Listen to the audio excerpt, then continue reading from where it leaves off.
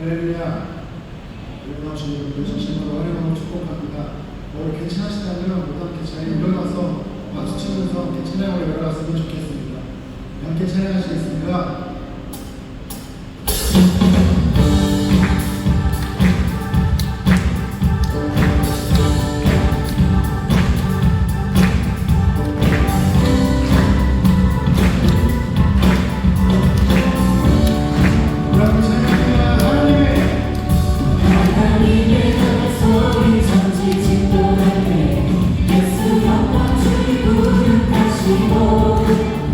천사들 세마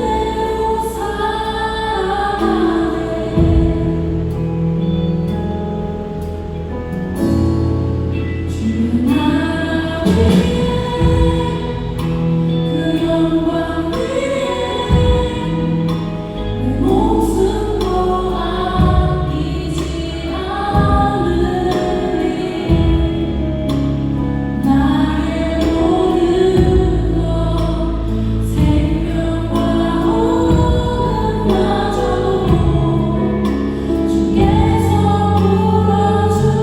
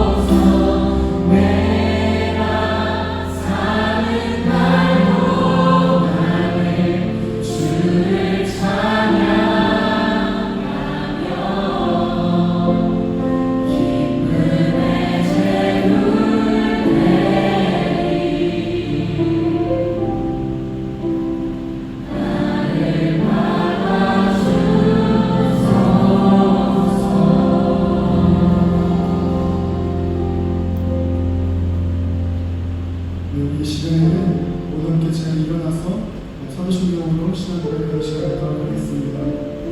고백하시겠습니다.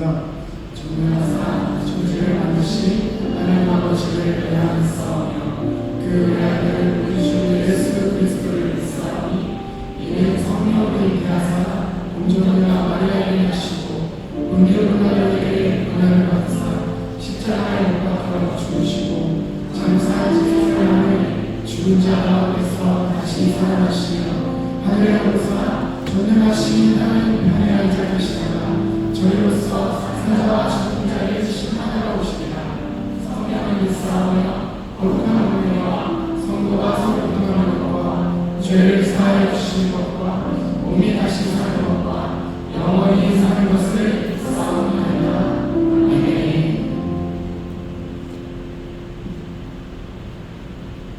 사랑과 은혜가 풍성하신 하나님 아버지, 오늘 우리를 이 자리로 인도하여 주셔서 함께 예배드리게 하여 주심에 감사드립니다. 모든 영광 홀로 받아 주시옵시고 하나님 아버지를 기쁘시게 하는 예배를 드리도록 인도하여 주시옵소서. 우리가 삶을 살아가면서 우리의 두려움 때문에, 의심과 교만함 때문에 만물이 주의 뜻대로 있음을 알면서도, 주님이 나의 구주라 고백하면서도 주님을 온전히 의지하지 못하고 모든 것들을 맡기지 못하며 살아갔던 것들을 용서하여 주시옵소서. 그럼에도 주님께서는 우리를 붙들어 주시고 말씀을 통하여 기도하는 가운데 늘 깨달아 알게 하시니 감사합니다. 잘못된 길로 갈 때에는 옳은 길로, 의의 길로 인도하여 주시고 우리를 늘 보호하시고 동행하여 주시니 참으로 감사드립니다. 우리가 세상 속에서 구별되게 말씀대로 살아가기가 버겁고 힘에 겨울 때가 많지만 하나님의 영광을 바라고 즐거워하기를 원하옵나이다. 환난은 인내를, 인내는 연단을, 연단은 소망을 이루는 줄 알미라 하신 것처럼 온전하지 못하는 우리가 온전하신 그리스도를 배우고 따라갈 수 있도록 그 소망을 놓지 않도록 인도하여 주시옵소서. 영원부터 만물을 창조하신 하나님 속에 감추었던 비밀의 경륜이 드러나네 하나님의 지혜를 알게 하시고 그리스도 예수 안에서 예정하신 뜻대로 하신 것이니 우리가 그 안에서 그를 믿음으로 말미암아 담대함과 하나님께 당당히 나아감을 얻었습니다. 그러므로 여러 환난에 대하여 낙심치 않고 이는 우리의 영광임을 잊지 않게 하여 주시옵소서. 우리가 하나 되고 한 마음 한 뜻으로 살아가는 것이 하나님의 뜻임을 알기에 아무 일에든지 다툼이나 허용으로 하지 말고 오직 겸손한 마음으로 각각 자기보다 남을 낮게 여기라는 말씀처럼 그리스도의 마음으로 시선으로 서로를 격려하고 기도하며 하나가 되고 사랑이 가득한 교회가 되게 하여 주시옵소서. 든든 마음을 구하며 선악을 분별하고 주님의 음성에 귀를 기울이며 말씀대로 신실하게 순종하는 우리가 되게 하여 주시옵소서. 말씀을 전하시는 최용호 담임 목사님께서 오늘 성령으로 담대히 말씀 전하게 하시고 사역하시는 모든 길 가운데 주의 선하심과 인자하심이 넘쳐나게 하여 주시옵소서. 항상 주님의 뜻대로 인도하심 따라 걷게 하시고 부족함이 없도록 능력을 더하여 주셔서 차고 넘치게 주님의 복으로 채워 주시옵소서. 할렐루야 하모니 성가대의 찬양을 주님 기뻐 받아 주시옵시고 찬양대와 예배를 준비하며 수고해 주시는 모든 봉사자분들에게도 동일한 은혜를 부어 주시옵소서. 오늘 예배를 통하여 한 사람도 그냥 돌아가는 분들이 없도록 성령을 부어 주시고 말씀을 통하여 깨닫고 변화되고 회복의 역사가 임하게 하여 주시옵소서. 감사드리오며 산 소망이신 예수 그리스도의 이름으로 기도드렸습니다. 아멘.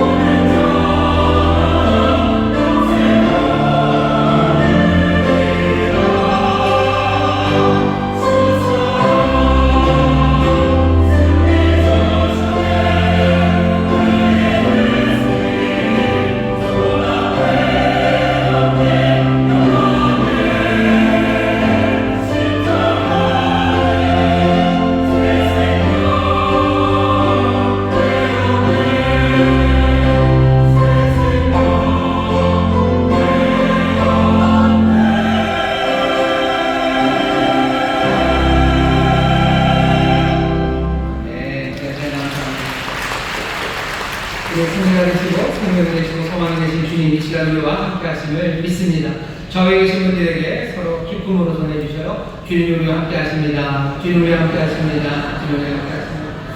구원이 되시고 생명이 되신 주님 이곳에 함께 하십니다. 예배하는 이곳에 또 우리만 있는 건 아니고요. 여러 곳에서 영상으로 함께 예배하는 분들 계십니다. 우리 반갑게 인사합니다. 영상으로 예배하시는 분들 그리고 주의 은혜와 함께 하십니다. 여기 잠옷실에 분리되어 있습니다. 아이와 함께 일하는데 거기서 주의 은혜가 사랑을 함께 하실 줄 믿습니다. 오늘 새생명 공부잔치 날이기도 합니다. 아마 이곳에도 매번 주일마다 새가족들이 오시기는 하지만 오늘 이 시간에 더 새로운 분들이 많이 오셨을 텐데 내 안에서 예배하고 또 기도하고 찬송하고 말씀 듣는 가운데 살아계신 주님을 만나는 귀한 복이 임하게 될 줄 믿습니다. 다시 한번 저희 있는 분들에게 서로 동의합시다. 좋은 일이 일어납니다. 좋은 일이 일어납니다. 좋은 일이 일어납니다. 네, 감사합니다. 오늘 우리에게 주신 하나님의 말씀 같이 찾겠습니다. 요한계시록 말씀입니다.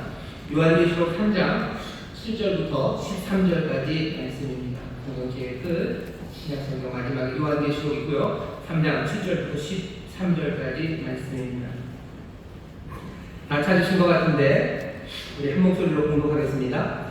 빌라델비아 교회의 사자에게 전한 편지하기를 거룩하고 진실하사 다윗의 열쇠를 가지시니 곧 열면 닫을 사람이 없고 닫으면 열 사람이 없는 그이가 가라사대 볼지어다 내가 네 앞에 열린 문을 부었을 때 능히 닫을 사람이 없으리라.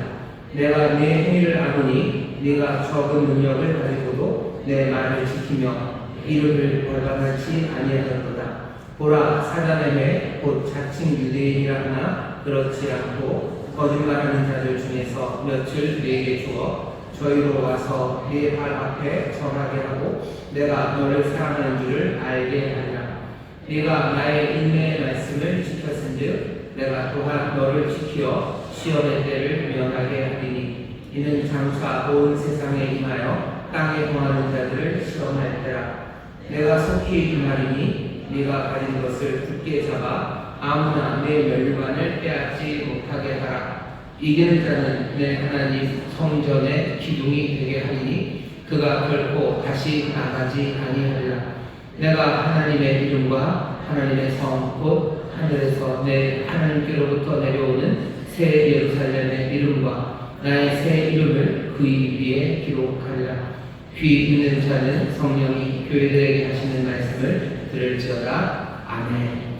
계시록 3장 7절부터 13절 말씀을 본문으로 문이 열렸다라는 제목의 말씀을 전할 겁니다. 문이 열렸다라는 제목으로 말씀을 전할 겁니다. 오늘 7절 말씀 처음 읽을 때 약간 입에 잘 안 붙으셨죠? 빌라델비아를 읽으면 발음이 안 돼요. 쉽게 읽으려면 어떻게 읽으셔야 됩니까? 필라델피아 이렇게 읽으시면 돼요. 근데 왜 빌라델비아 이렇게 써놨을까 좀 궁금하시죠? 7교회 편지를 보냈는데요. 7교회 중에서 아마 이 빌라델피아 교회 이름이 입에 좀 와닿습니다. 사실은 에베소서가 있으니까 익숙해요. 하지만 나머지 사대, 두아디라, 서머나 또 버가모, 다음 주에 읽을 라오디게아 별로 흔치 않은 이름이고요. 잘 의미도 와닿지 않습니다. 하지만 필라델피아는 딱 와닿아요. 왜냐하면 헬라어이기 때문에 그렇습니다. 우리가 헬라어 단어들의 다른 어족에서 오는 단어들보다 친한 이유가요. 우리가 좀 잘 알고 많이 쓰는 영어가 이 그릭에서 헬라어에서 꽤나 많이 왔고요. 라틴에서 많이 왔기 때문에 우리에게는 좀 익숙합니다. 우리나라 의문학적으로 비읍 발음이요. move 하는 뜻이 순음입니다. 입술에서 나는 소리죠. move. 순음이 보통은 유성음이에요. 푸 할 때 그때는 이제 울지를 않죠. 도랑 푸가 다른 거는 거기에 그 울리는 유성, 그 목소리, 목젖이 흔들리면서요. 유성이 있나 없나에 따라서 달라져요. 그만하죠. 의문적으로 좀 그렇습니다. 그래서 필라델피아 PH를 한글로 옮길 때요. 비읍을 쓰는 게 비읍이 당연히 처음 앞에 오면 무성음처럼 취급을 해요. 그래서 원래는 그러니까 영어 B는 유성음이고요. P는 무성음인데 P가 되면은 피읍을 써야 되지만 우리나라 비읍은 앞에 오면은 유성음이 아니라 무성음입니다. 그래서 비읍을 쓰기도 합니다. 여러분들 젊은 분들은 잘 모르실 텐데 옛날에 필리핀을 뭐라고 불렀냐면요. 들어보셨나요? 비율빈이라고 했는데 들어보신 적 없나요? 저만? 그래서 제가 제일 그런 건가요? 뷰율린이라고 해서 필리핀인데 뷰율린이라고 했습니다. 필라델피아, 필라델피아라고 읽으시면 돼요. 필라델피아가 굉장히 유명하죠. 여기 젊은 분들 많으면 미국 스포츠를 좋아하시면 야구팀 캔디스도 있고요. 또 미식축구 좋아하시면 이글스도 있고 아니면 농구 좋아하시면 세븐티식서스도 여기 있어요. 굉장히 큰 도시입니다. 필라델피아는 굉장히 큰 도시예요. 필라델피아의 이름이 필라가 앞에 있는 필라에다가 필로가요. 사랑이라는 우애라는 뜻입니다. 필로스 들어보셨죠? 뒤에 있는 아델피아예요. 아델피아는 아델포스에서 왔습니다. 아델포스 형제입니다. 그래서 필라소피, 죄송합니다. 필라델피아 그러면요. 형제 사랑이라는 뜻입니다. 형제를 사랑하는 거예요. 그래서 필라델피아의 이름이죠. 이름이 City of Brotherly Love 그래서 형제 사랑의 도시가 필라델피아입니다. 이 이름을 살짝 비꼰 영화가 하나 있었어요. 90년대 초에 그때 한참 유명했던 톰 행크스랑 그리고 덴젤 워싱턴이 나왔던 필라델피아라는 영화가 있습니다. 뭐냐면 톰 행크스가 변호사죠. 변호사인데 HIV에 걸린 변호사입니다. 소위 말하는 에이즈에 걸린 변호사예요. 왜 에이즈에 걸렸는지는 그냥 그 이유 때문입니다. 동성애자입니다. 큰 로펌에서 잘 나가던 톰 행크스가 그게 드러나면서 로펌에서 잘렸어요. 그러니 자기는 억울하다고 재판을 하는데 당시만 해도 해줄 사람이 변호사가 없어요. 그래서 약간 반대쪽에 있었던 덴젤 워싱턴이 이 톰 행크스를 변호하는 그런 이야기입니다. 살짝 뒤트는 거죠. 필라델피아 형제의 사랑을 남자 간의 사랑을 살짝 비튼 영화가 이 필라델피아였습니다. 필라델피아는 여러분들도 다 한번 보셨을 거예요. 그 유명한 로키에서 빠밤빰 그러면서 계단을 막 뛰어가죠. 거기가 필라델피아입니다. 필라델피아 친숙하게 들리시는 이름이에요. 왜 이 긴 설명을 하냐면 필라델피아는 헬라 이름을 가진 도시입니다. 나머지 사베나 도안이라 이건 헬라 이름은 아니에요. 근데 왜 갑자기 소아시아 한 중간에 여기 필라델피아라는 헬라 이름을 가진 도시가 들어가 있습니다. 여러분들 구약 신약을 보면요. 예수님이 갈릴리를 다니셔요. 나사렛 이런 것만 해도 로마 이름이라면 상관없는 것 같죠. 근데 갑자기 갈릴리 옆에 가이사랴라는 이름이 바버나오 또 저 위쪽으로 가면 가이사랴 빌립보 이런 이름들이 막 나옵니다. 그러니 뜬금없는 이름들이 있는 도시들이 있어요. 이름이 잘 안 맞죠. 그런 것들은 새롭게 만든 도시입니다. 여기 소아시아 쪽 7개 도시 중에요. 필라델피아는 특별히 만든 도시예요. 헬라 이름으로 지어졌습니다. 왜냐하면 그 지역에 헬라 문화를 전하고자 하는 특별한 목적을 가지고 만든 도시가 필라델피아라는 도시입니다. 왜 하필 거기입니까? 필라델피아가 있는 곳이요. 우리가 에베소에서 시작했는데 에베소가 9시면 필라델피아는 한 3시쯤 되는 가장 내륙 쪽이 있습니다. 여기가 아주 뭐랄까나 아나토리아 지금 터키 지역 전체 지역에 고대 왕국들이 겹쳐지는 지역이에요. 이쪽 왼쪽에 리디아가 있었어요. 사대가 리디아의 수도였죠. 그리고 그 옆에는 프로기아라는 왕국이 하나 있었습니다. 지난번에 말했던 마이다스가 다스렸던 마이다스가 왕이었죠. 마이다스의 아버지가 고르디우스입니다. 그래서 여러분들 아시는 알렉산더가 고르디우스의 매듭을 확 자르죠. 그 나라가 거기 있어요. 위에는 루시아라는 또 나라. 전체 아시아에 3개 고대 왕국이 있었었는데요. 그 3개가 겹치는 쯤 거기에 이 필라델피아가 있어요. 여기 이곳에서부터 옛 고대 왕국, 아주 헬라 문화가 아직 들어가지 않는 쪽으로 헬라 문화를 전하고자 거기 도시 필라델피아를 만들어 놨습니다. 필라델피아는 그런 곳이에요. 그게 좀 알아야 될 필요가 있습니다. 필라델피아는 그러니 열린 문의 도시입니다. 아예 바깥으로 헬라 문화를 전하기 위해서 만든 도시가 필라델피아죠. 이 필라델피아 교회의 사자에게 주님이 편지를 하셔요. 편지를 하시는 주님은 3가지로 설명이 됩니다. 하나는 거룩하고 진실하고, 3번째는 다윗의 열쇠를 가지신 분이에요. 이분 처음에 편지를 보내시는 분을 어떻게 소개하는지가 중요하다는 이야기가 몇 번에 걸쳐서 들었기 때문에 여기도 무슨 의미가 있구나라고 생각을 하실 겁니다. 거룩하다는 건 많이 들었어요. 주님은 거룩하시죠. 주님은 진실하십니다. 특별한 건 어디에서 3번째 다윗의 열쇠를 가지신 분이죠. 다윗의 열쇠를 가지셨다고 하면서 설명을 이렇게 합니다. 열면 닫을 사람이 없어요. 닫으면 열 사람이 없습니다. 그게 다윗의 열쇠를 가진 주님이죠. 아마 이 말씀만 이렇게 딱 듣고 있으면 그래 다윗의 열쇠라는 걸 가졌고 열면 닫을 데가 없고 닫으면 열 사람이 없고 그런 아주 특수한 자물쇠, 특수한 열쇠인가 보다 이렇게 생각할 수 있습니다. 하지만 지난번에 처음에 말씀드린 것처럼 요한계시록을 읽기가 어려운 건 다른 이유가 아니에요. 사도 요한이 성경을 너무 많이 알기 때문입니다. 성경을 너무 많이 알아서요. 앞에 있는 대부분의 내용들을 요한은 그냥 다 마음에 담고 있어요. 그래서 요한이 하는 말들 그리고 요한이 이용하는 여러 가지 이미지들은요. 앞에 있는 것들을 다 가져온 거예요.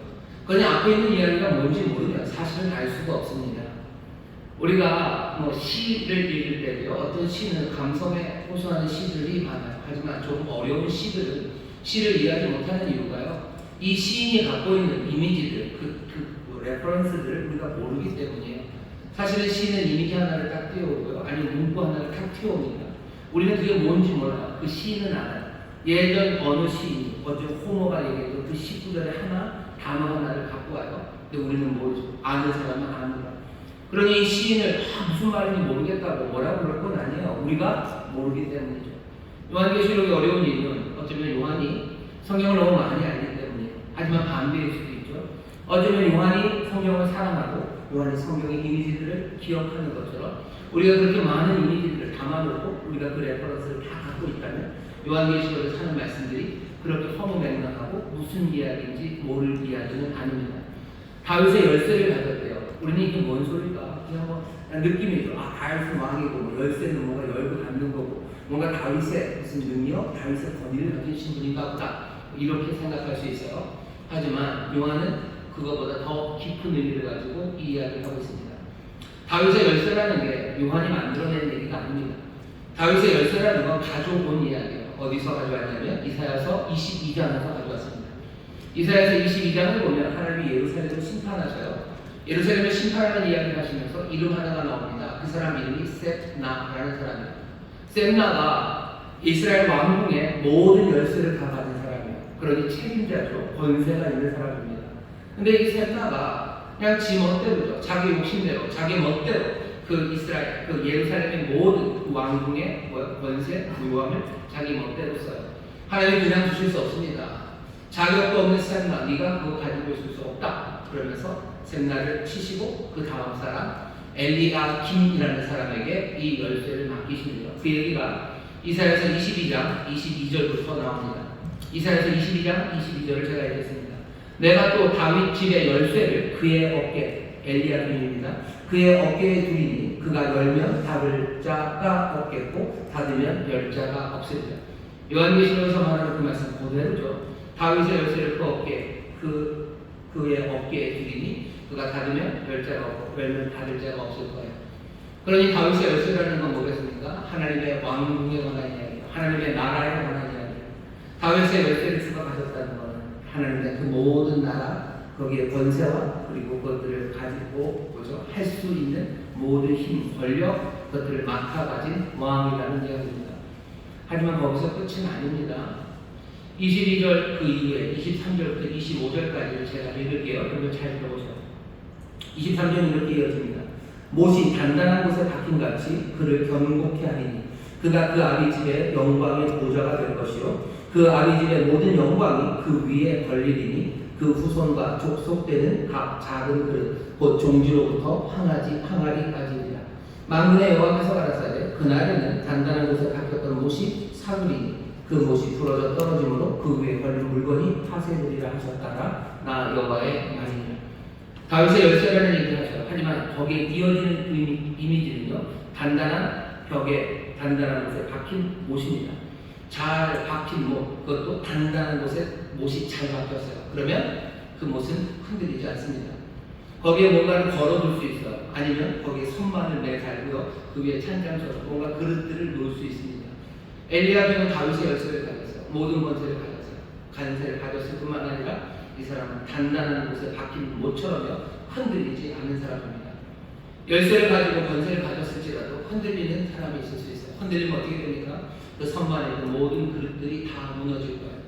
예루살렘의 영광, 예루살렘의 힘을 다 가졌지만 결국은 예루살렘의 영광을 지켜내지 못할 겁니다. 하지만 엘리야킴은 아니에요. 주께서 그를 단단히 하게 하십니다. 잘 박힌 못처럼 단단히. 그래서 그 능력을 가지셨을 뿐만 아니라 신실하고 흔들리지 않으므로 아버지 집의 영광을 지켜내는 사람, 그 사람의 이미지입니다. 하지만 그것도 아니죠. 25절 보면 뭐죠? 무너지는 이미지입니다. 그 그날이 올 거예요. 그날이 오면 그 못은 사가버릴 겁니다. 그 못은 사가지고 그리고 결국은 부러질 거예요. 그 못이 부러지면 그 못 위에 걸어놨던 그릇들은 다 깨질 거예요. 아니면 그 못 위에 걸어놨던 선반에 있던 종지로 항아리까지 몽땅 다 깨질 겁니다. 예루살렘은 그렇게 무너질 거예요. 못이 사가지고 부러져서 그 모든 영광을 지켜내지 못할 겁니다. 그게 하나님이 이사야를 통해서 하셨던 예언입니다. 사도 요한은 이 말씀을 합니다. 그리고 여기 지금 빌라델비아 교회 앞에 서신 이는요, 이분은 다윗의 열쇠를 가지시며 이분은 엘리야김은 아닙니다. 모든 아버지의 집에 그 나라의 권세를 가지셨고요, 흔들림 없이 그 영광을 지켜내 그 보좌에 앉으실 분이에요. 이분은 사가지지 않을 거예요. 사가지지 않으니 부러지지 않을 거예요. 그러니 그 영광을 놓치고 그 영광을 엉망으로 만드실 분이 아니십니다. 그릇 깨뜨리는 분 아니에요. 이분은 단단하게 서신 분입니다. 사도 요한이 지금 예수님을 그렇게 다윗의 열쇠 이야기를 하면서 이사야서 22장에 그 모든 이미지를 가지고 온 겁니다. 어떻게 그렇게 생각하냐고요? 왜냐하면 여기 빌라델비아라는 곳이 갖고 있는 특별한 성격 때문입니다. 빌라델비아가 헬라 도시고 헬라 문화를 전하기 위해서 만들어진 도시라는 역사적인 사실이 있어요. 또 하나의 사실은 이 빌라델비아가 요한이 이 편지를 쓰기 한 6, 70년 전쯤에요, 어마어마한 사건 하나가 있었습니다. 뭐냐면 지진이에요. AD 17년 빌라델비아가요, 무서운 지진으로 몽땅 다 무너졌어요. 헬라 이름을 가진 도시니 헬라식으로 지었을 겁니다. 여러분 아시는 뭐 도리안 방식, 뭐 그래서 돌 기둥에 뭐 돌로 별별을 지었겠죠. 헬라식의 신전도 지어놨을 거고 헬라식의 동회당도 지어놨을 거예요. 하지만 그 지진에 빌라델비아는 완전히 무너집니다. 어떻게 재건할 여력이 없을 만큼 무너졌어요. 그때 로마의 황제가 허락을 했죠. 로마의 황제가 재건을 허락하고 로마의 황제가 돈을 보내줍니다. 그래서 다시 재건한 도시가 빌라델비아예요. 빌라델비아는 선방에서 그릇이 떨어지는 게 뭔지 압니다. 세상에 흔들리는 게 뭔지 알아요. 그걸 아는 도시예요. 빌라델비아가 재수가 없어서 그렇게 된 겁니다. 꼭 그렇지도 않아요. 여기 빌라델비아가 있는 소아시아 지역, 지금의 튀르키예, 터키 지역은요, 지진이 참 많은 곳입니다. 지진이 많은 곳이에요. 지금 전 세계적으로 지진이 많이 나는 곳 중에 하나가 일본 쪽이죠. 난카이, 별도 그래가지고 한참 요즘 말들이 많은데, 그곳이 지진이 많은 이유가 여러 가지 그 대륙판들이 겹쳐지는 곳이기 때문에 그래요. 이쪽 환태평양, 태평양판, 그리고 위쪽에 있는 아시아판, 그 다음에 여기 필리핀판, 세 판이 이렇게 붙으면서 서로 피적피적되면서 지진이 일어납니다. 여기 터키 지역도 마찬가지예요. 여기는 세 가지 판이 붙어 있어요. 하나는 아래쪽에 아라비아죠, 아라비아판. 그리고 옆쪽으로, 왼쪽으로는 뭐예요? 아프리카판. 그 위쪽으로는 뭐겠습니까? 아나톨리아, 그 터키판이 거기 있어요. 그 세 판이 붙어 있는 곳이 이 지역입니다. 지진이 많은 곳이에요. 빌라델비아는 AD 17년에 그 거대한 지진뿐만 아니라 그 이전에 그리고 지진 이후에도 늘 지진을 달고 사는 사람들입니다. 지금도 터키 뭐 지진 이렇게 치면요, 뭐 옛날 지진이 나오지 않아요. 바로 몇 달 전 지진, 또 지진 얘기가 있을 겁니다. 우리가 기억력이 좀 나빠요. 재작년 2023년 2월쯤에 튀르키예 시리아 대지진이라는 얘기를 들었습니다. 여러분 기억나시나요? 우리 교회도 터키 지진 때문에 어려움 당하는 이들을 위해서 기도하고 뭐 이렇게 도울 게 없나 그렇게 찾았었던 적이 있었는데, 그때 2년 반 전입니다. 2년 반도 채 안 됐죠. 그때 지진이 튀르키예 시리아 그쪽으로요, 지진 강도가 7.8이었어요. 7.8의 지진 몇 명이나 죽었는지 아세요? 그냥 공식적으로 나와 있는 숫자가 59,000, 6만이 죽었습니다. 한 나라, 시리안 인구가 작아요. 터키는 많지만, 그리고 터키 꽤나 동쪽에서 일어난 거죠. 터키 동쪽에서 거의 6만이 죽었어요. 대한민국에서 6만이 죽었다고 생각해보세요. 대한민국이 어떻게 될 것 같으세요? 대한민국에서 6만이 죽으면 대통령은 그 자리에 있습니다. 사실은 대통령이 그렇게 책임 없지만 대통령 그 자리에 못 있을 겁니다. 터키에서 그 지진이 일어났을 때 터키에서 독재자 에르도안이 물러날 거라고 사람들이 얘기했어요. 이 재난을 감당하지 못할 거라고. 근데 사람들이 모르는 게 하나 있어요. 우리에게는 뉴스로 그렇게 한번 큰 지진이 오지만 그 동네는 그냥 가반사입니다. 늘 지진으로 다치고 상하는 사람들 많아요. 그래도 6만이라는 건 너무 많아요. 2,300만이 이재민이 생겼어요. 터키가 그런 나라입니다. 터키, 시리아 그쪽에 있었던 지진이. 여기 빌라델비아 60년 전에 어마어마한 지진을 경험했던 것, 그리고 수시로 1년에 몇 번이고 땅이 흔들리는 그곳에 살아가는 사람들입니다. 그들에게 지금 주님께서는 다윗의 열쇠를 가진 이로 서 계셔요. 우리는 그 이미지를, 그 뜻을 다 상상하지 못하지만 사역 22장을 기억한다면 다윗의 열쇠를 가지신 그이는 단단한 곳에 잘 박힌 못입니다. 흔들리지 않으시는 분입니다. 흔들리지 않으니 그 영광을 깨뜨리지 않는 분입니다. 우리는 지진의 세상을 살지는 않습니다. 우리나라에도 지진이 있긴 있지만 이 정도는 아니죠. 하지만 우리의 삶을 흔들어내는 게 꼭 이 땅을 흔드는 지진만은 아닙니다. 우리 앞에 서신 주님은 흔들리지 않는 분이요, 하나님의 나라 그 모든 것들을 주관하시고 그 풍요와 권세를 가지신 분은 동시에 흔들리지 않는 분으로 서 계셔. 흔들리지 않으니 그 영광을 보존하시는 분입니다. 우리의 삶을 흔들죠. 우리의 삶을 가도 7.8의 강진이 흔듭니다. 여러분들의 삶에 갑자기 뭔가 쾅 하고 오는 게 있어요. 그러면 내가 걸어놓았던, 내가 흔들리지 않을 거라고 걸어놓았던 내 모든 영광이 다 깨지는 것을 봅니다. 내 삶의 영광은 뭐야? 나는 뭘로 잘난 사람입니까? 나는 뭐 친절한 사람이에요. 나는 다른 사람들을 배려하는 사람이에요. 나는 삶의 여유를 가진 사람이에요. 그 모든 영광은 7.8의 그 강진에 여지없이 무너집니다. 내가 감당할 수 없는 일이 닥치는 거야.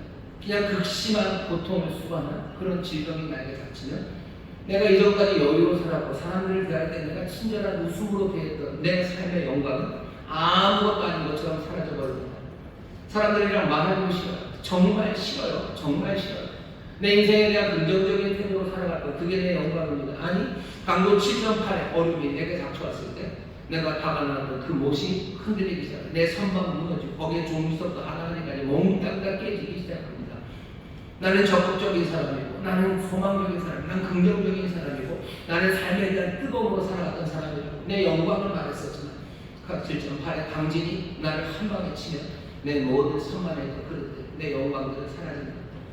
7.8의 강진으로만 되는 것도 아닙니다. 어떨 때는 4, 5 견딜만하다고 생각했던 그 지진들, 때로는 그 여진들, 그것들이 나를 사정없이 흔들어대기 시작하는, 거기도 마찬가지. 하나씩 큰 건 아니지만 종진 하나씩 부서지기 시작합니다.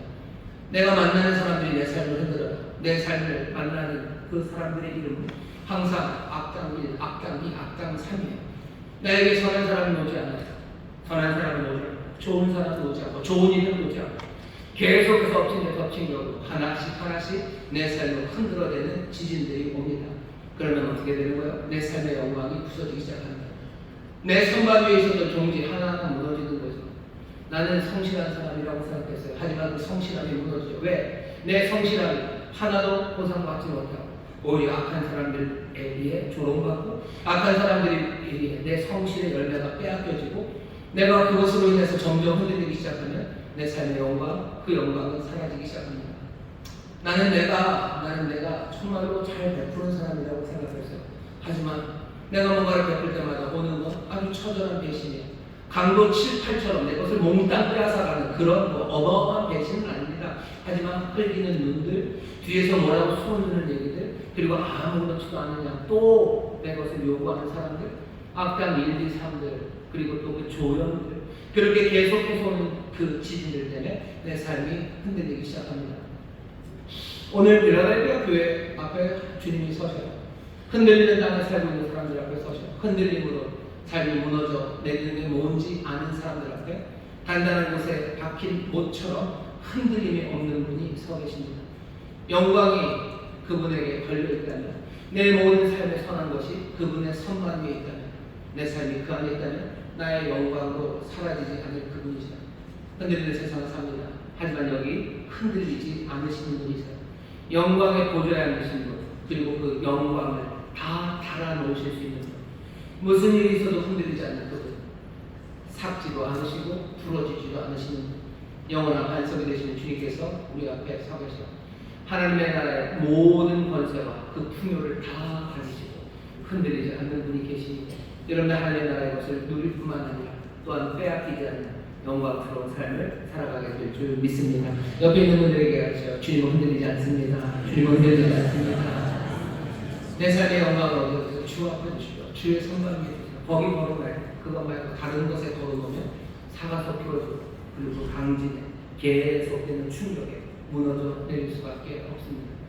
이 주님께서 빌라델피아 교회, 필라델피아라고 했습니다. 필라델피아 성도들을 향해 하시는 말씀은 사대라는 좀 다릅니다. 4대에는 칭찬 없이 그냥 책망만 하셨어요. 너희 모든 행위를 내가 안다. 너희 행위 온전한 하나도 없고 너희는 더러운 옷 입고 있었다고 그렇게 책망만 하셨는데 여기 빌라델피아 교회는 오히려 책망은 없습니다. 책망 없이 조금 더 특별한 방식으로 말씀을 하셔요. 8절 보겠습니다. 볼지어다 내가 내 앞에 열린 문을 두었을 때 능히 닫을 사람이 없으리라. 내가 네 행위를 아무니 네가 적은 능력을 가지고도 내 말을 지키며 내 이름을 배반치 아니하리라. 빌라델피아 교회를 향해서 말씀하셔요. 네가 적은 능력이래. 빌라델피아는 크지 않은 곳입니다. 뭐 버가 뭐 사백 뭐 아니면은 뭐 서머나 베레소 이렇게 큰 도시가 아니에요. 저 약간은 저 안쪽에 그냥 길들이 있는 곳, 헬라 문화를 전하기 위해서 특별히 만들어진 곳, 60년 전에 왕창 무너졌다가 이제 막 만들기 시작한 아주 작은 도시예요. 작은 도시에 있는 교회는 아마 규모도 작았을 겁니다. 어쩌면 몇십 명이 다였을 거예요. 몇십 명이 다인, 그리고 능력도 많지 않아요. 그 얘기는 아마 빌라델피아 교회 안에는 뭔가 빌라델피아를 흔들 만한 경제력, 뭐 학력, 아니면 뭐 여러 가지 사회적인 뭐 그런 건 없어요. 숫자도 작고 힘도 없는 그런 사람들이 모인 곳이 이 빌라델피아 교회입니다. 하지만 주님은 뭐라고 얘기하셔요? 내가 네 행위를 안 돼요. 너는 내 말을 지켰고 내 이름을 배반치 아니했답니다. 주님의 말씀을 지킵니다. 그리고 배반하지 않습니다. 뭔가 박해가 있었던 것 같아요. 하지만 어마어마한 박해는 아니었던 것 같습니다. 하지만 그것이 무엇이었든지 간에 여기 빌라델피아 교회는 주님의 이름을 배반하지 않았고 그리고 그 말씀을 지키며 살아요. 그게 빌라델피아의 행위를 아시는 분, 다 보신 분이 주신 평가예요. 빌라델피아 교회는 작습니다. 하지만 흠잡을 데는 없어요. 대단한 일을 합니까? 아니요. 적은 능력으로 대단한 일을 못합니다. 하지만 주의 말씀을 지키고 그 이름을 배반하지 않습니다. 누가 대단히 큰 칼을 가지고 나와서 목에 대고 말하는 건 아닐 수 있어요. 그런 박해는 없었을 겁니다. 그럼에도 뭐가 되든지 간에 주의 이름을 부인할 만한 그 사건에서 이 사람들은 그 행위가 배반하지 않은 사람이에요. 배신하지 않아, 부인하지 않습니다. 이 사람들은 하나하나 그의 말씀, 주님의 말씀을 지키며 살아요. 주님이 이 사람들에게 보시는 모습은 어쩌면 단단함입니다. 빌라델피아 교회 성도들은 단단해요. 이 사람들은 배신하지 않아요. 이 사람들은 그 말씀을 지키며 삽니다. 어마어마한 순종으로 대단한 결과, 아니 그런 건 보이지 않아요. 너희가 적은 능력, 하지만 너희가 주어진 그 자리에서 우리가 하나님의 일을 감당할 때 우리가 큰 능력, 왜 큰 능력이 없냐고 주님이 묻지 않아요. 왜냐하면 우리에게 달란트를 주시는 분은 주님이시기 때문입니다. 너는 왜 큰 박해를 견뎌내지 않냐고 그렇게 묻지 않으셔요. 왜? 박해, 물결을 우리에게 가져다 주시는 분도 주님이시기 때문입니다. 주님이 그만큼의 박해를 가져다 주시고 주님이 우리에게 그만큼의 능력을 주셨어요. 우리에게 바라시는 말은 뭡니까? 그것들을 단단하게 이루어야 됩니다. 주의 말씀을 지키고 그 이름을 배신하지 않으면 됩니다. 때로는 어마어마한 박해 앞에서도 그 이름을 배신하지 않는다. 어떤 때는 조그만 박해 앞에서도 그 이름을 배신하지 않는다.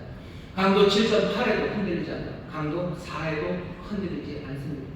주의 말씀을 지킬 때 어떤 건 너무너무 어려운 일도 있고 어떤 건 그렇게 어렵지 않은 일도 있어요. 중요한 건 뭡니까? 그 크건 작건 간에 그 말씀을 지키는 거예요. 빌라델피아 교회를 향해서 주님의 말씀은 굉장히 담백합니다. 너는 내 말을 지켰고 나를 배신하지 않았어. 그것이 무엇이건 너희가 적은 능력이 아마 적은 것일지라도 너는 지키고 그것들을 배신하지 않았던 사람들이라고 주님 말씀하십니다. 오늘 이 말씀이 저와 여러분들에게 주시는 주님의 평가이기를 바랍니다. 주님이 우리에게 주시는 능력이 다 달라요. 우리 교회에 주신 능력도 다릅니다. 하지만 우리가 이 능력을 가지고 이 달란트를 그리고 이 부르심을 이만큼의 어려움에서 우리가 지켜내고 배신하지 않는 것, 그것이 주님이 우리에게 바라시는 겁니다. 내게 주어진 그것으로 단단해지면서 꼭 태산만큼 큰 금강석으로 단단함을 가질 필요는 없어요.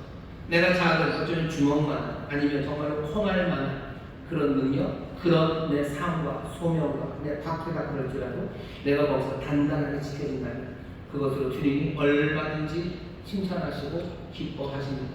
옆에 있는 분들에게 얘기해 주세요. 우리 단단한 신앙이 됩시다. 단단한 신앙이 됩시다. 주님이 빌라델피아 교회를 그렇게 칭찬하시고요. 그 다음에 하시는 말씀은 사실은 도전입니다. 8절 앞에 보세요. 볼지어다 내가 네 앞에 열린 문을 두었을 때 능히 닫을 사람이 없을 때. 주님이 여시면 닫을 사람이 없죠. 열린 문을 두었대요. 열린 문을 두었다는 것, 어쩌면 문을 여셨다는 겁니다. 앞에 열쇠를 들고 계세요. 자, 이제 주님이 문을 여셨어요. 필라델피아 성도들 앞에 문을 열어보십니다. 그러고 얘기하시는 거죠. 문 열렸다. 오늘 설교 제목입니다. 문이 열렸다. 누구에게? 필라델피아 교회 단단한 믿음의 사람들에게 주님이 하시는 말씀입니다. 문이 열렸다고 말씀하십니다. 그게 끝입니다. 문이 열렸다. 그럼 어쩌라고요? 열린 문을 놓았다. 그러니 어쩌라고요? 열린 문을 두었으니 열린 문을 보고서 감탄합니다. 그 문이 얼마나 아름다운지를 보는 건가요? 그 문이 얼마나 크고 대단한지를 보는 겁니다. 그 문이 어떻게 열렸는지에 대한 은혜에 감격하라는 겁니다. 주님이 문을 여셨어요. 주님이 문을 여신 거 왜 여신 겁니까? 그리로 들어가라는 거죠. 그리로 들어가라는 거예요. 그리고 들어간다는 건 뭐죠? 양 안과 밖. 집이라면 집 안으로 들어가는 거예요. 집 안에 있는 사람들에게 문을 열었다는 건 뭐죠? 밖으로 나가라는 겁니다. 성문을 열었다는 건 성 안으로 들어가는 뜻도 되고 성 밖으로 나가라는 뜻도 됩니다. 필라델피아는 어떤 것이요? 밖으로 나가는 곳입니다. 헬라 문화를 전하기 위해서 아주 전략적으로 여기 루시아 그리고 리디아, 프리기아 그 사이에 있어서 열린 문이 되는 도시예요. 헬라 문화를 전하려고 만들었던 바로 그 도시입니다. 주님께서 문을 여셨대요. 문을 여셨답니다. 이게 무슨 의미인지는 분명합니다. 전도의 문이 열리기를 기도하라고 골로새서 바울이 그래요. 저기 드로아에서 바울이 드로아에서 마게도냐로 가면서요. 주께서 문을 여십니다. 문을 여셔. 지금 여기 주께서요. 필라델피아 성도들에게 문 열렸다고 뭐 하라고 나가라고 지금 촉구하십니다. 자, 문 열렸다. 가자. 가라. 라고 지금 하시는 말씀이에요. 아, 너무 어거지 않으십니까? 아니요. 어거지 아닙니다. 어거지 아닙니다. 문이 열렸다는 의미가 뭔지 한번 생각해 보세요. 문이 열렸으니 뭐 박수 치라는 건가요? 주님이 열면 닫을 사람이 없습니다. 그리고 중요한 건 주님이 지금 필라델피아 교회 사람들 앞에서 이 문을 여셨다는 거예요. 문을 여셨습니다. 그리고 가라고요. 누구에게? 적은 능력이지만 말씀을 지키고 그 이름을 배신하지 않는 사람들에게 가라고 하십니다. 주의 말씀을 지키는 거룩한 사람들이에요. 그리고 배신하지 않는 진실한 사람들입니다. 이 사람들에게 지금 가라고 하시는 거예요. 어쩌면 주께서 아무에게나 문을 여시는 게 아닐 겁니다. 아마 4대 사람들 앞에는 문 열지 않으실 거예요. 왜? 4대 사람들은 그 행위가 온전하지 않아요. 그 사람들은 더러운 옷을 입고 있어요. 그 사람들은 나가봐야 전해지는 건 헬라의 문화가 아닙니다. 나가봐야 전해지는 건 정말로 복된 복음의 말씀이 아니고 하나님의 은혜와 또 그 생명의 길이 아닙니다. 아닙니다. 보내지 않을 거예요. 근데 필라델피아 교회 사람들 앞에서 주님이 지금 문을 여셨어요. 그리고 문이 열렸다라고 말합니다. 적은 능력입니다. 뭔가 위대한 일을 이루었다는 아무 얘기가 없어요. 딱 하나, 그냥 이 사람 말씀을 지키고 이 사람들은 그의 이름을 배신하지 않는 단단한 사람. 하지만 이 사람들 앞에 주께서 문을 여십니다. 그리고 우리는 가라고 하십니다. 필라델피아가 헬라의 문화를 전하는 너 그 빛을 비추는 길로 그 복음을 전하는 길로 생명을 살리는 길로 필라델피아 사람들을 보냅니다. 주께서 우리 앞에 문을 여신다는 거 그건 얼마나 복된 일인지 모릅니다. 대단한 사람들을 준비시켜서 뭐 팔척 장신에 뭐 달리기가 10초, 100m를 10초쯤 뛰고 뭔가 학력이 뛰어나고 뭐 말빨이 좋고 뭐 허우대가 멀쩡하고 뭔가 사람들이 인정받을 만한 누구를 문을 열고 나가라고 하신 게 아닙니다. 조건은 딱 하나예요. 뭡니까? 그 말씀을 지키고 그리고 그 이름을 배신하지 않는 사람 단단한 믿음의 사람들 그 사람들에게 문을 여시고 지금 나가라고 하십니다. 필라델피아 성도들은 지금 이 말을 듣습니다. 근데 사람들은 이 말을 들어도 잘 가려고 하지 않아요. 물론 필라델피아 성도들은 갈 겁니다. 하지만 가지 않는 사람들이 많아요. 그냥 그 문을 여신 것에 대해서 즐거워하죠. 문은 그리스도십니다. 요한복음 보면 요한계시록을 썼던 요한이 요한복음도 썼죠. 요한복음 10장에 보면 요한이 이런 식으로 써놨죠. 내가 문이니 누구든지 나로 말미암아 들어가면 구원을 얻고 또는 들어가며 나오며 꼴을 얻으리라. 이건 주님이 하시는 말씀이에요. 제가 오늘 설교를 준비하면서 요한복음 10장 9절 말씀을 써야 되죠. 거기 문이라고 하셨으니까 이걸 써놔야 된다고 썼어요. 근데 좀 이상해요. 제가 못 봤던 걸 보이더라고요. 10장 9절 제가 다시 읽겠습니다. 내가 문이니 누구든지 나로 말미암아 들어가면 구원을 얻는데요. 또는 들어가며 나오며 꼴을 얻는답니다. 여기 또는이라고 번역이 되어 있는데 이건 사실은 and 하면 될 겁니다. 그리고 하리, 그러니까 and예요. 들어오면 구원을 얻습니다. 주님이 구원의 문이요. 주께 들어오는 사람은 구원을 얻죠. 얘기가 벌써 끝나지 마세요. 근데 뭐라 그러시냐면 들어가며 나오며 꼴을 얻는답니다. 꼴을 얻는다는 건 생명을 얻는, 영생을 얻는다는 자유함을 얻어요. 정말 우리의 필요한 것을 얻어요. 누가? 들어오며 나오는 겁니다. 주께 들어가는 문이 아니에요. 주는 무슨 문입니까? 나오는 문입니다. 주께로 들어가는 사람들이 있어요. 하지만 주께에서부터 나오지 않는 사람들이 있어요. 주님이 문을 여셔서 그리고 나에게 오라고 얘기하시는 거예요? 아니요. 들어오고 또 나가기를 원하시는 겁니다. 사람들은 들어가는 것에 즐거워합니다. 하지만 그것만 아니에요. 나오는 문입니다. 주께서도 많은 문을 나오셨어요. 우리 예수님이 많은 문을 나오셨습니다. 하늘 보좌에 계십니다. 이 땅으로 내려오는 그 문을 진진하셨어요. 누가 그 문을 여셨겠습니까? 아버지가 여셨겠죠. 아버지가 아무리 열겠습니까? 아들이 열 거예요. 여기 아들이 내 뜻을 이룰 정말로 참된 내 아들이 정말로 신실하고 사랑스러운 그 아들에게 문을 엽니다. 아들은 그 문을 또 기쁨으로 해요. 누가 하늘에서 보좌를 버리고 이 땅에 오고 싶어 합니까? 누가 그 광명한 나라에서 어둠의 나라로 오고 싶어 합니까? 하지만 주께서는 그 문 여시고 가기를 원하시고 촉구하시는 아버지 그 말씀 따라 이 땅으로 내려오십니다. 우리가 문을 지나간다는 것, 그리스도를 지나서 우리가 나가는 겁니다. 문은 항상 주 세상을 나누는 거예요. 안과 밖을 나누죠. 우리가 이곳에서 이 문을 따라 나가면 다른 세상으로 가요. 어떤 세상인지 아십니까? 내 뜻대로 살아가는 세상이 아니라 주님의 그리스도의 뜻대로 살아가는 세상. 이 바깥으로 나간다는 것, 다른 상황으로 가는 거죠. 어떤 상황들입니까? 희생해야 되는 상황이에요. 나가지 않으면 그냥 살아가면 됩니다. 하지만 이 문을 나가면 나는 희생하며 살아가야 됩니다. 문을 여셨어요. 누구에게? 적은 능력이지만 단단한 말씀을 지키고 배신하지 않는 이 신실한 흔들리지 않는 사람들에게 이 문을 여십니다. 아무나 것이 아무에게나 여시는 건 아니에요. 사대 사람들에게는 안 열었을 겁니다. 하지만 빌라델피아 사람들에게는 문을 여시고 나가라고 하셨어요. 희생해야 되는 그 자리입니다. 복음을 증거해야 되는 자리, 복음을 말하면 전도한다는 거, 우리의 삶을 바꿔놓는 겁니다. 안 나가면 좋아요. 안 나가면 좋다고 하면 좀 그렇지만 안 나가면 편할 겁니다. 하지만 밖으로 나가라는 게 분명히 주의 뜻이고 그리고 그 뜻은 만만한 일은 아닙니다. 옛 생활을 반복할 수 없습니다. 왜? 안과 밖은 다른 세상이기 때문에 그렇습니다. 희생해야 되는 상황들입니다. 원수를 사랑해야 되는 상황들입니다. 섬김을 받는 게 아니라 내 친구들, 내 이웃들을 섬겨야 되는 상황들입니다. 가난한 사람들을 도와야 되는 상황이고 그리고 세상의 모든 위선 그것들을 벗겨내야 되는 상황이고 세상의 모든 불의 그것과 싸워야 되는 상황이고 세상의 모든 눈물 그것들을 감당해야 되는 상황이에요. 문은 우리를 그런 상황으로 인도하는 그런 상황을 향하여 열린 문입니다. 주께서는 그 문을 여십니다. 그리고 우리를 그리고 들어가라고 지금 말씀하십니다. 누구에게? 빌라델피아 성도들. 그 말씀을 지키고 그 이름을 배신하지 않는 적은 문이에요. 그 단단한 사람들에게 그걸 보냅니다. 왜 그런지 아시죠? 세상으로 가서 단단하지 않으면 몽땅 풀어지기 때문에 화장실 변기에 화장 휴지 풀어지듯이 그냥 풀어지는 거예요. 그냥 흔들리는 모든 영광을 다 사라져요.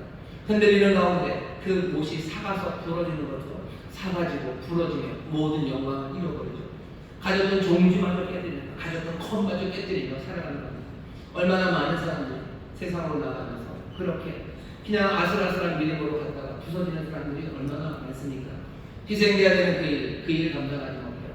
거기서 흔들리는 거죠. 희생해야 되는 그 일에 조금은 감당해요. 희생 강도가 7.8쯤으로 쾅 하고 치고 올 때 그냥 풀어져 버리는 겁니다. 아니면 그냥 강도 4로 계속해서 희생해야 되는 상황들에서 우리를 힘들게 만드는 것들을 우리를 때릴 때 쓰러지고 무너져 버리게 되는 겁니다. 주께서 우리에게 문으로 나오라고 열린 문, 그 문을 앞에 주셨지만 그 문을 지나가는 사람들은 많지 않아요. 주님이 예전부터 그러셨어요. 이 좁은 문, 이 문으로 지나가는 사람이 많지 않다. 넓은 문으로 가는 사람은 많아. 하지만 이 열린 문, 이 그리스도의 문, 주가 열어놓으신 이 문을 지나가는 사람은 없습니다. 빌라델피아 성도들에게 지나가라고 하셔. 시험의 때가 올 겁니다. 그런데 뭐라고 얘기하셔? 시험의 때가 오지만 내가 너희를 지켜 시험을 면하게 하시겠대요. 하지만 뿐만 아니라 11절에 보면 너는 굳게 잡으라고 말씀합니다. 시험의 때를 어떻게 살아가요? 주님이 지키시는 것 분명히 여러분들 믿으셔야 돼요. 하지만 그러니 나는 이제 마음판으로 살아도 됩니까? 아니요. 내가 지켜 시험을 면하게 하시겠다고 하셨던 주님은 뭐라고 얘기하시냐면 네가 잡은 그것을 굳게 잡으라고 말씀하세요. 시험의 때 여러분들 굳게 잡으십시오. 하지만 동시에 우리가 주의 말씀을 지켰으니 이제 주께서 우리를 지키시겠다는 그 말씀을 여러분 놓치지도 마시고, 그래서 그 문을 지나가면서 여러분들 그냥 병기 있는 화장지 그 휴지처럼 풀어지지 마시고 이 단단함을 그대로 이어가기 시작해야 합니다. 아니 오히려 그 시험의 때 이 단단함은 점점 더 굳건해지고요. 이렇게 시험을 이긴 사람들에게 주께서 하시는 약속은 12절입니다. 이기는 자는 내 하나님 성전의 기둥이 되게 하리니. 우리를 기둥이 되게 하십니다. 하나님의 집의 기둥, 하나님의 성전의 기둥이 되게 하신답니다. 저 예루살렘의 사도들을 가끔 그 기둥이라고 불렀어요. 정말로 이 교회가 그리고 믿는 사람들이 하나님이 거하시는 집, 하나님이 거하시는 집이 된다고 상상을 해요. 그리고 그 집, 그 건물에 다른 것도 아니라 기둥이 되게 하신대요. 누구를? 이 빌라델피아 이 사람들. 적은 능력으로 그냥 그 말씀 지키고 배신하지 않았던 이 사람들. 그 열린 문을 열린 문, 그 열린 문에 그냥 또 줄을 붙잡으며 줄을 신뢰하며 그렇게 걸어가야 돼. 그 길을 걸었던 사람들. 그냥 이게 다입니다. 이 연약하고 얼마 되지 않는 이 사람들에게 하나님의 전에 기둥이 되게 하신다. 이 말씀이 빌라델피아 성도들에게 들려요. 오늘 우리에게 드립니다. 우리가 가진 능력이 많지 않습니다. 하지만 우리가 정말 이렇게 간단하게 그 말씀 지키고 배신하지 않을 때, 그리고 그 문을 여실 때, 시험의 때와 어려움이 거기 있을지라도 그 상황, 그 열린 문, 그 상황을 향하여 열린 문, 그 문을 우리가 지나가 그리스도의 놀라운 증인들로 살아가기 시작할 때, 그때 주께서는 우리를 하나님의 성전, 그 귀하고 놀라운 성전의 기둥이 되게 하십니다. 교회가 흔들린다고들 말합니다. 하나님의 성전이 흔들려, 하나님의 영광이 흔들린다. 그러다가 진짜 흔들리면 이제 폼 싹다 깨질지도 모른답니다. 그 하나님의 성전에 저와 여러분들을 기둥이 되게 하신다. 우리가 기둥이랍니다. 이 말씀은 사실은 감사합니다. 감격입니다. 우리가 무엇이 왔네? 우리를 하나님이 거하시는 집에 기둥이 되게 하십니까? 감사와 감격인 하지만 동시에 주님의 약속은요 우리의 마음을 뜨겁게 하는 겁니다. 적어도 빌라델피아 사람들에게는 더 뜨거워요. 왜? 그 사람들은 기둥이 흔들린다는 게 뭔지를 알고 있는 사람들. 기둥이 흔들릴 때 어떤 재앙이 오는지 아는 사람들, 어떻게 영광이 무너지고 삶의 엉망이 되는지를 아는 사람들, 처참했던 지진을 체험하고 또 날마다 그 흔들림 가운데 있는 사람들. 흔들리면 모두가 다 나가야 됩니다. 모두가 도망가야 됩니다. 근데 주께서는 뭐라고 얘기하셔요? 이기는 자는 내 하나님 성전의 기둥이 되게 하니 그가 결코 다시 나가지 않아요. 도망가지 않을 거예요. 오히려 어떻게 하면 됩니까? 기둥이 굳게 서면 도망갈 필요가 있으니까 강도 치에도 아니 팔에도 구에도 흔들리지 않는 기둥이 된다면 아무도 나가지 않을 겁니다. 주께서 주시는 약속은 빌라델피아 사람들의 마음에 뭐예요? 감사와 감격뿐만 아니라 그냥 뜨거운 결단이에요. 그리고 삶의 다짐입니다. 내가 흔들리지 않겠다는 다짐. 나를 기둥으로 부르셨으니 난 절대로 흔들리지 않아요. 왜? 흔들리는 게 무슨 일을 만들어내는지 다른 사람들은 몰라도 우리는 압니다. 그러니 나가지 않게 할 거예요. 여러분들, 남편 여러분들 흔들리지 마셔야 돼요. 여러분들이 흔들리지 않아요. 아내들이 나가지 않습니다. 도망가지 않아요. 아내 여러분들 흔들리지 마셔요. 굳건한 기둥처럼 성경의 기둥으로 서세요. 그래야 남편들이 나가지 않습니다. 부모님들 단단하게 서셔야 돼요. 그래야 자녀들이 흔들리는 세상에서 도망가지 않아요. 자녀들 마찬가지예요. 여러분들이 성전의 기둥을 삼으셨으면 여러분들이 단단하게 서셔야 돼요. 그래야 부모님들이 나가지 않습니다. 여기 이기는 자에게 그렇게 기둥이 되게 하시고, 그래서 사람들 도망가지 않는 그 일을 너희가 보게 하겠다고 약속하셔요. 오늘 빌라델피아 교회에 주시는 이 말씀을 우리도 약속으로 받습니다. 정말로 기둥으로 이 시험을 지나 더 단단해지시길 주의 이름으로 축원합니다. 옆에 있는 분들에게 우리가 더 단단해집니다. 우리가 더 단단해집니다. 더 단단하게 설 겁니다. 그게 소망입니다. 마지막으로 주시는 약속은 이름을 주신대죠. 그 위에 이름을 기록하죠. 우리 위에, 그 기둥 위에, 우리 위에 이름을 쓰는데요. 이름을 셋입니다. 하나는 하나님의 이름이에요. 두 번째는 새 예루살렘의 이름입니다. 그리고 세 번째는 주님의 새 이름을 우리 위에 씁니다. 이름을 쓴다는 건 소유예요. 우리는 하나님의 소유입니다. 새 예루살렘의 소유입니다. 그리고 주님의 소유입니다. 우리는 새 예루살렘의 소망, 소망이 분명한 사람들입니다. 왜? 그 새 예루살렘의 이름이 우리에게 이미 써있기 때문에. 영원한 소망이요. 그리고 왕 되시고 구원자 되시는 주의 새로운 이름이 우리에게 쓰여 있어요. 우리는 주의 다스림 가운데, 주의 구원하심의 약속 가운데 살아갑니다. 그러니 우리는 주를 신뢰하는 믿음으로 살아가요. 새 예루살렘, 그 영원한 소망, 그 소망으로 살아갑니다. 그리고 우리에게는 하나님의 이름이 겹쳐져요. 하나님의 놀라우신 그 은혜와 사랑이 우리를 떠나지 않아요. 믿음으로 삽니다. 우리는 소망으로 삽니다. 그리고 그 사랑으로 삽니다. 제가 말씀 주면, 그래? 왜 세 개일까? 4개 생각하지 마시지. 3개로 한 이유가 있습니다. 뭐냐면 그런 이유가 있어요. 여러분들 뭐 의자 같은 거 만들든지 아니면 책상이나 탁자를 만들 때 다리를 4개를 만들면요, 그걸 똑바로 흔들리지 않게 만들기가 어려워요. 그 길이도 똑같아야 돼요. 혹시 뭐 끝에 이 톱질하는 이 각도도 맞아야 돼요. 그래야 딱 그냥 흔들리지 않고 섭니다. 하지만 다리를 3개만 만들면요, 3개만 만들면 아무렇게나 만들어도 흔들리지 않고 섭니다. 그 대신 기울어집니다. 셋이라는 건 가장 안정적이에요. 셋은 흔들리지 않게 하는 그 방식입니다.